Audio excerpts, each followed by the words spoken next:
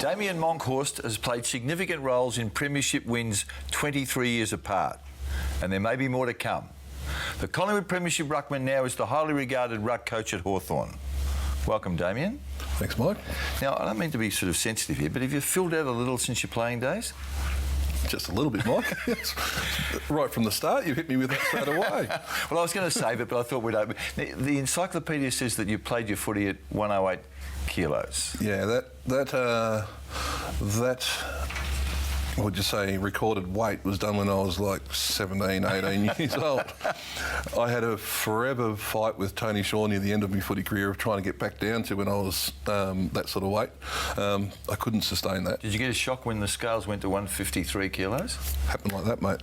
I retired from St Kilda the next morning. I was 148, 150 Really? kilo. Wow. But you didn't actually retire. You finished in the AFL, Yeah. and then you went. Well, you were always at home at Warrigallock, Yeah. and you played footy back there. Yeah. When did you finish there? I finished there at the end of 2011 after playing, 200 odd games at the country club. I really loved it, Mike. I really enjoyed the community, the group of young guys to play with. The funny thing is you deal with bigger egos in country football Really? than what you do in AFL football, yeah. So 2011, when you finally decide that your time's up, what age were you then? 41, something like that. 41. Yeah. Were you tempted to go on? Do you think that you'd got to get out of that body? No, I was pretty much burnt out for 5 years prior. Your boys play? I played in grand final with my second eldest son, so which was a great day. We played in the grand final against Upwey, the first one that we played in, and we lost. And I remember that I've gone up for a mark, and as I've gone down to get the ball at ground level, I could hear, Dad, Dad, Dad, Dad, Dad. I was in tears laughing. Let's go back to the start at Collingwood. It's 1988, round 2. D. Monkhorst from Warrigallock gets his first game. No stats. What happened that day? The only stat I had was telling Lee that I hate Collingwood, and I'm going to go play at Warrigallock again. I had an unfortunate problem where I'd lost my licence and had a big speeding fine at the time, and I ended up in jail. I couldn't pay the speeding fine.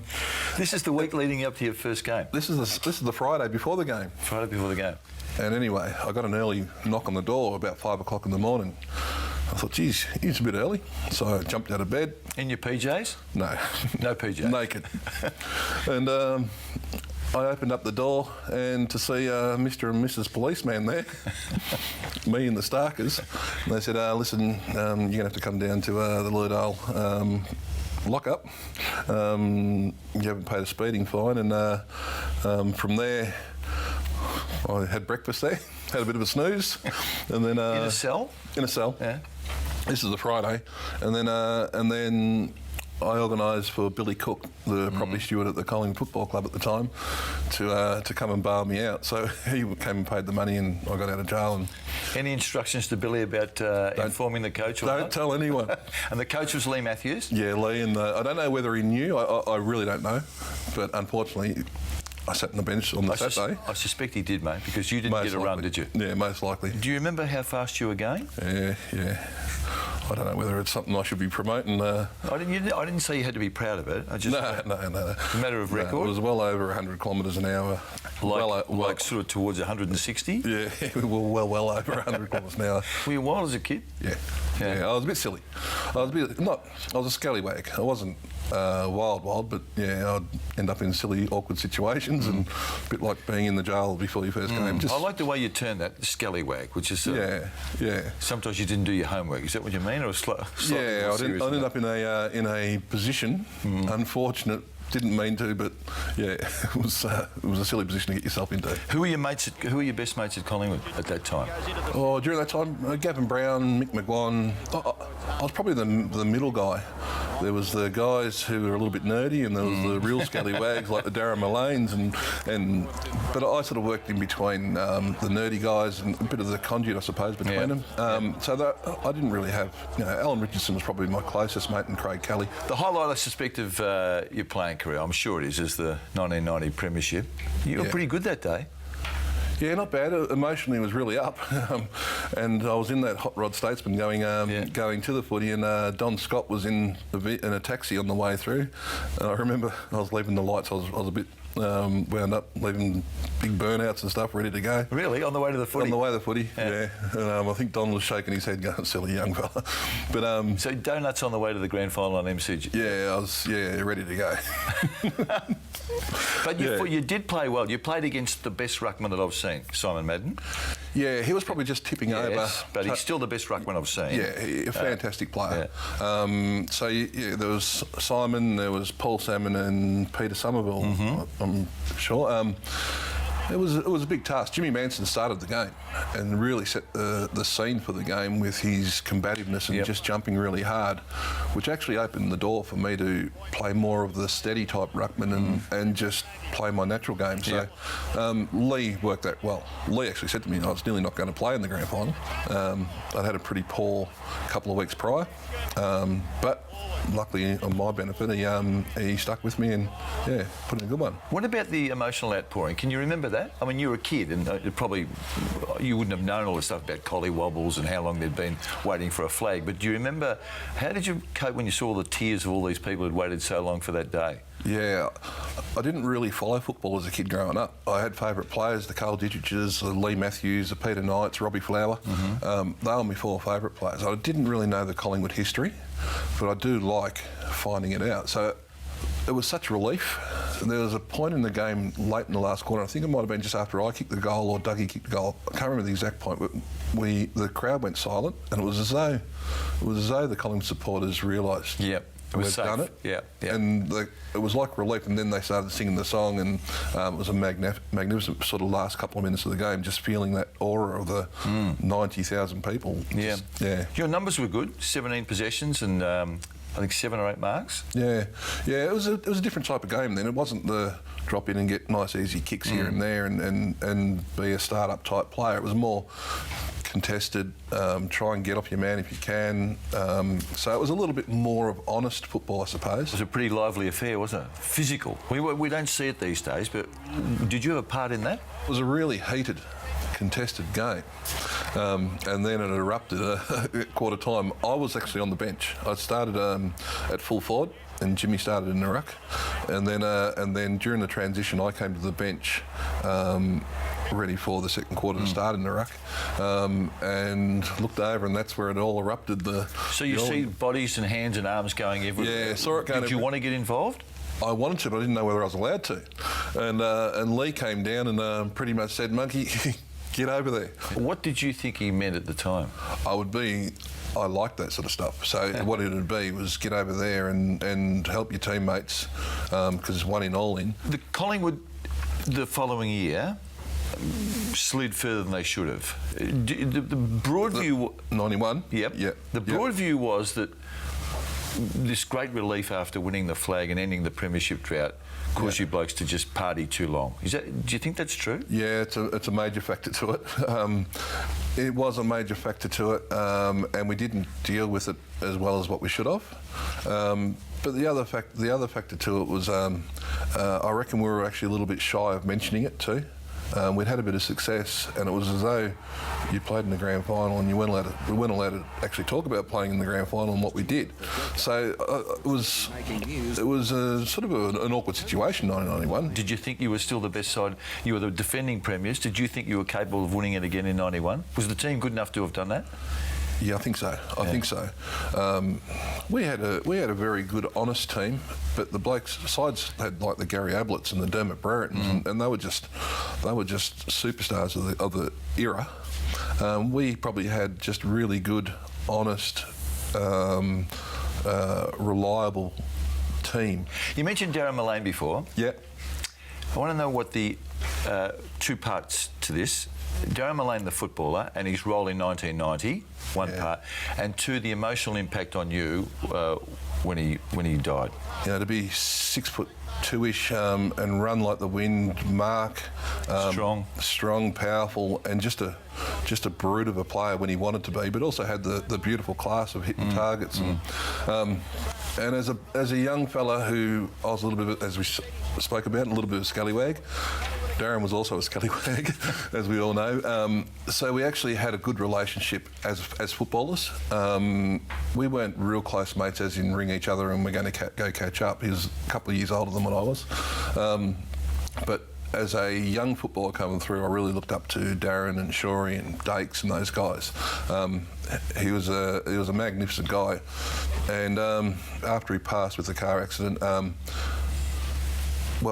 I didn't drink beer from New Year's Day through to the end of the last game for the rest of my footy career, from '92 onwards. Because of the Millane? Yeah. I just, Darren had drank a little bit too much and driven the car and stuff like that. So I made a little bit of a pact to myself that from New Year's Day through to the last game of the season, I won't drink during the year. Was that purely because of your footy, or because of you saw the impact of the drink and driving? Both. The first up scenario, the reason for it was because of that, because of Darren.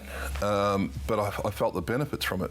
After it, I was clear-headed and could train better and just felt so much better as a footballer from not doing it. Damian, I've noticed occasionally that you're missing...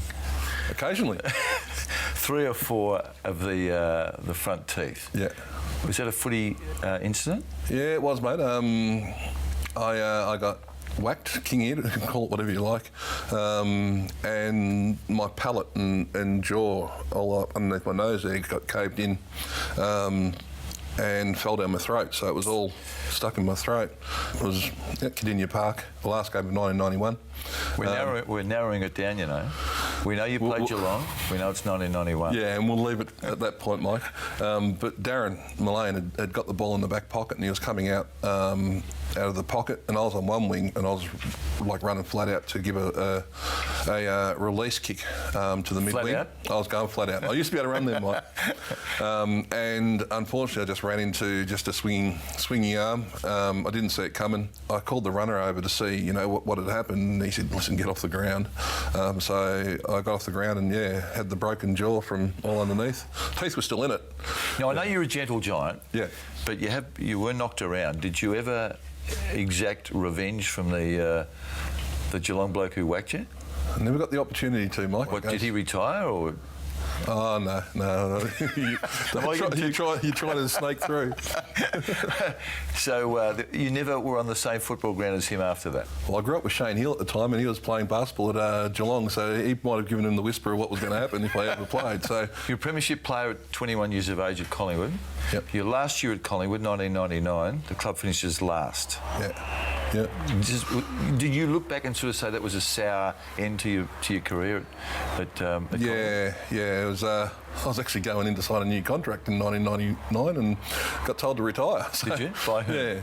I sat down with Mick and Barmy, and they were talking about my cattle and the farm, and I'm thinking, it's a bit of a strange conversation. Why are we here? I've come here to sign the contract. This is Mickey Malthouse and Neil Barr, yeah? Yeah, and they said, listen, we'd like you to retire. They'd just recruited Josh Fraser and felt that me being there, I might be impeding Josh's growth. He was sort of ready to go. So no dramas with that. It's the way footy is. You weren't angry? Oh, I was been there since I was 15, and then I'm 31 or 30. It's all over. All over. So I wasn't angry and never made comment of it or anything like that. It was just you have a broken heart and you move on. Did you have difficulty? Yeah, you have the feeling of your worth as a footballer, as a person that I would like to think that I gave me heart and soul to the club, and got me jaw broken and played with broken things, and you just give your whole football self to the club, and then when it's over, you think, it's all gone. And I think a lot of footballers, especially when you've been in it for a long time, have to find a way of dealing with it to move on, because there is a big void that happens in your life. You had a transition period. You played one more year at St Kilda. Yep. Was that a good decision? It was a decision for education to know where I was heading with my life, I think. I went to St Kilda. I really enjoyed being there. It was probably, people say, you're known as a Collingwood player. Why are you going to go do this St Kilda things like that?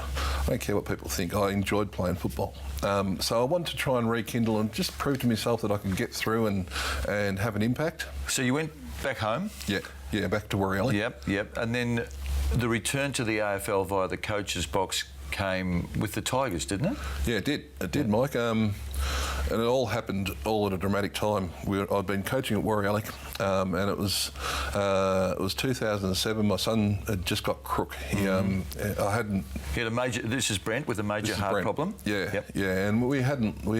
I didn't know at that time of where it was heading. And it was actually on the day that I'm driving Brent to, after a couple of diagnoses, we had to rush him to the Alfred Hospital, and Choco Royal rang from the Richmond Football Club and asked if I'd get back involved in AFL. I'd coached a lot of kids up at Warrigalli, and I was a little bit reluctant, but I got talking to this young fella, Billy Clark. And we were chatting, and he said, "Are you going to get involved in the Richmond Footy Club?" I said, "Oh yeah, I will, but I've got a bit of a crook son." During that time, we got into the conversation. I mentioned that I'm not sure yet, but I think he's going to need a heart transplant.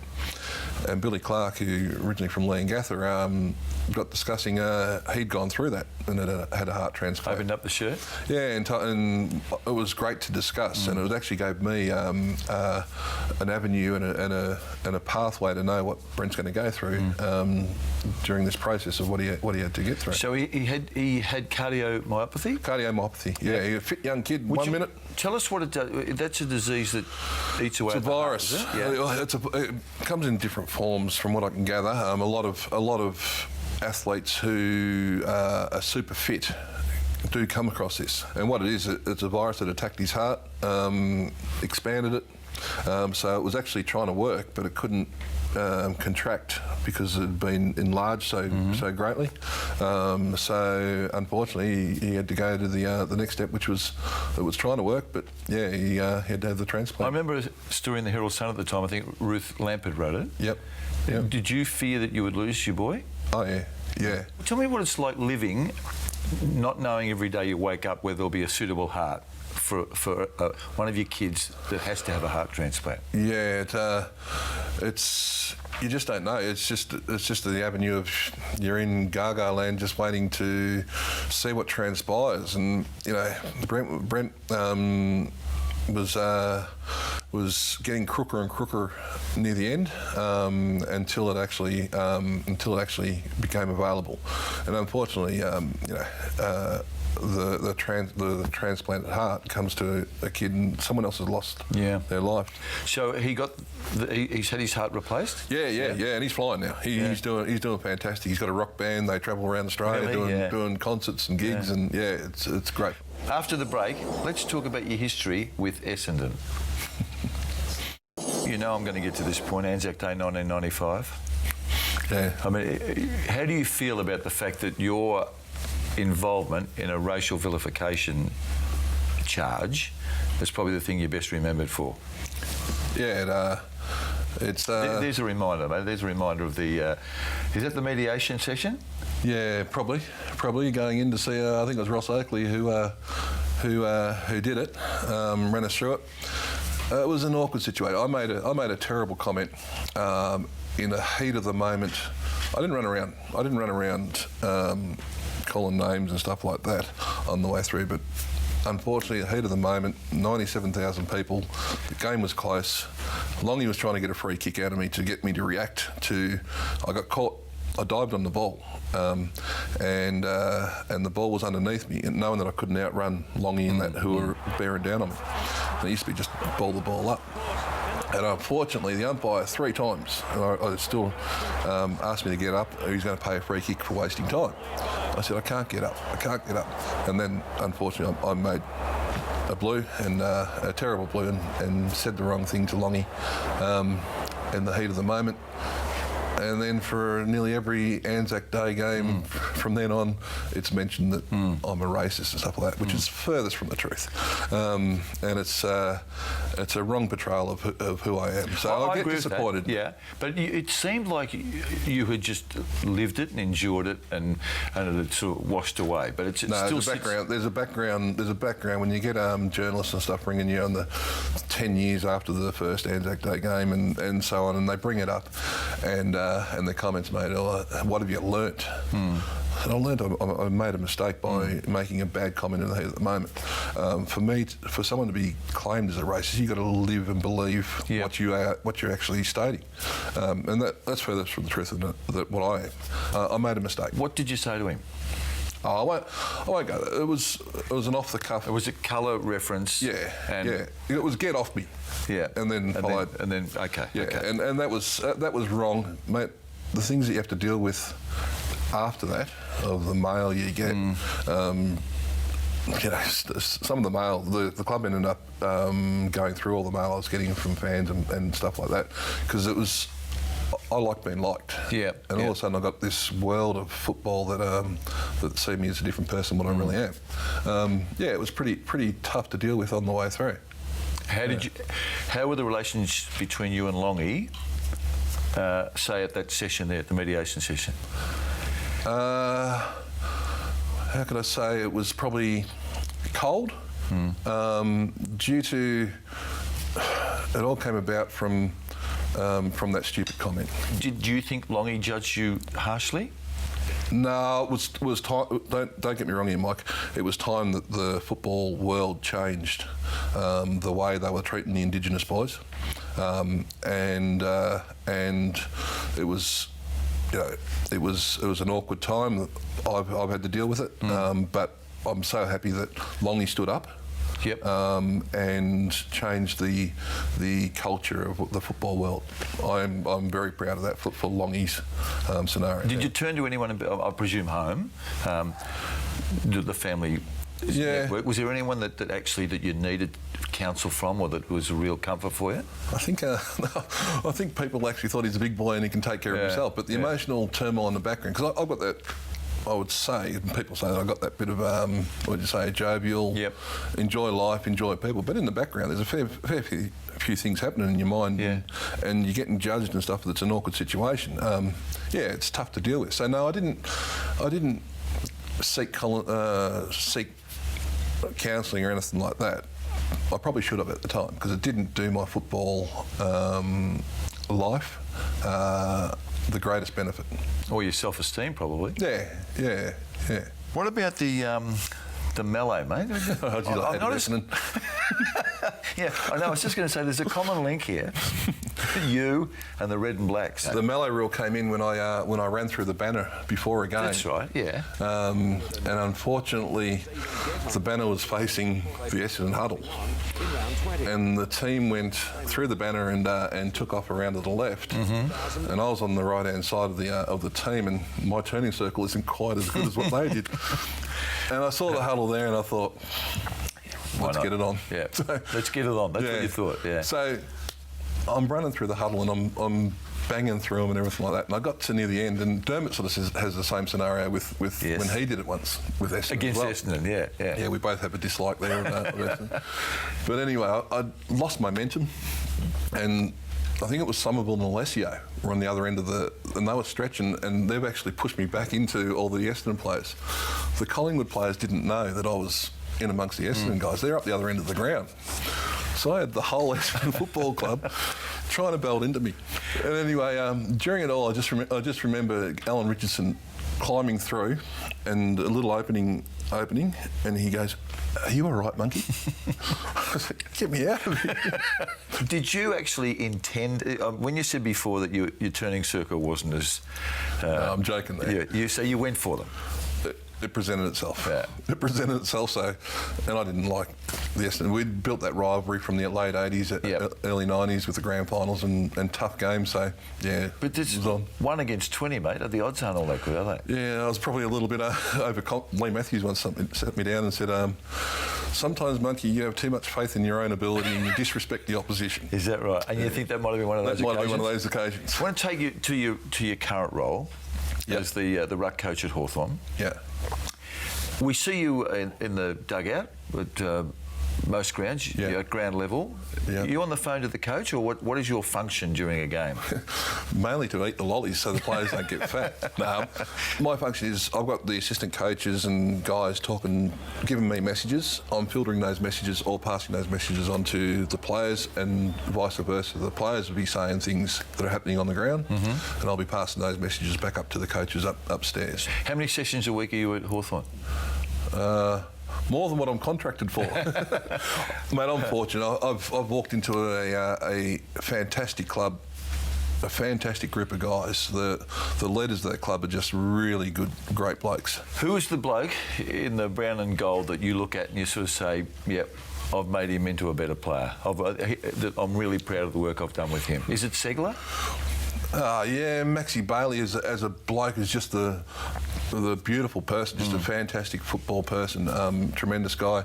You know, I wouldn't like to say anyone. Like I had Ruffy going in the ruck a fair bit. So, you know, they're all, as I said, I've walked into a club where they're all fantastic guys. I know that you still get amongst them at training, don't you? I mean, you lean on them. You sort of the old bull versus the young bulls. Yeah. I do. I like feeling where they're at. It's not that long ago, and I'm just wondering, sort of, when you see Nick Natanui play football, do you ever think what it would be like to be head to head with him? It'd be scary, but the circle's actually good. The circle would be good for the circumstances for the big guys like the Sanderlands and the bigger type of guys. Natanui's a freak. He just his power to jump is enormous. But the circle would have suited in those days us bigger guys against the Johnny Barneses and that needed the big run up, or let's say later on in my footy career the Jeff Whites that needed that run up to really jump high. Now it's not wild, extravagant to say that Aaron Sandilands of today is probably what you were when you played. Is he the best ruckman in the competition? For the craft, yeah, because he's just so big. Mate, my view, you are genuinely a gentle giant of the game. You're entitled to be proud of your career. There are a couple of things I think you may do differently with your time over again, but it shouldn't taint your reputation and your contribution to footy. And I've really been fascinated talking about your journey. No, thanks, Mike. Thanks, Damian.